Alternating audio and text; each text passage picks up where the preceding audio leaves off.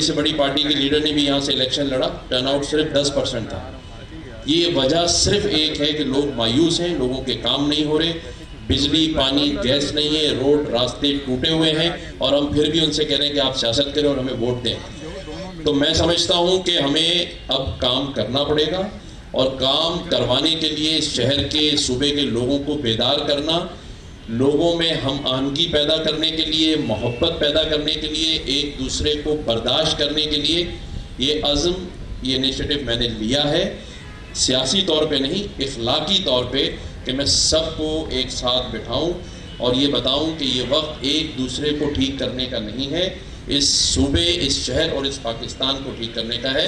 और अगर उसके लिए मुझे चलकर किसी के पास भी जाना पड़ा, आज मैं यहाँ आपसे कह रहा हूँ, मुझे चलकर जाना पड़ा तो मैं आज भी चला जाऊंगा, कल भी चला जाऊंगा, आप लोग जहां कहेंगे मैं वहां भी चला जाऊंगा। आखिरी सवाल,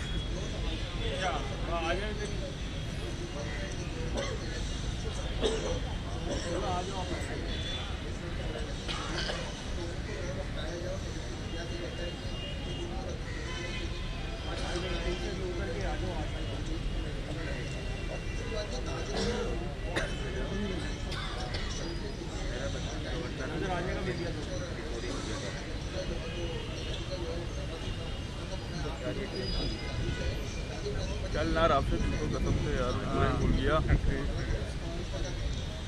देखिए मायूसी तो हर चीज़ की हमने ख़त्म करनी है। और जहाँ तक आपने बात की कि डी नोटिफिकेशन और इलेक्शन कमीशन, देखिए इन्हीं सब चीज़ों में हमने 75 साल ज़ाया कर दिए। MQM पाकिस्तान एक वाहिद जमात है जिसे ओहदों से कोई सरोकार नहीं है। यहाँ सब कारकुन हैं, एडमिनिस्ट्रेटर ना भी हो तो भी वही काम करेंगे जो एडमिनिस्ट्रेटर बन के कर रहे हैं। अगर आज मैं गवर्नर हूँ तो गवर्नर बन के जो मनसब अल्लाह ने दिया है वो करूँगा, लेकिन अगर कल मैं गवर्नर नहीं होऊंगा तो इस शहर का एक कारकुन होऊंगा और कारकुन की हैसियत से हम काम करते रहेंगे। शुक्रिया।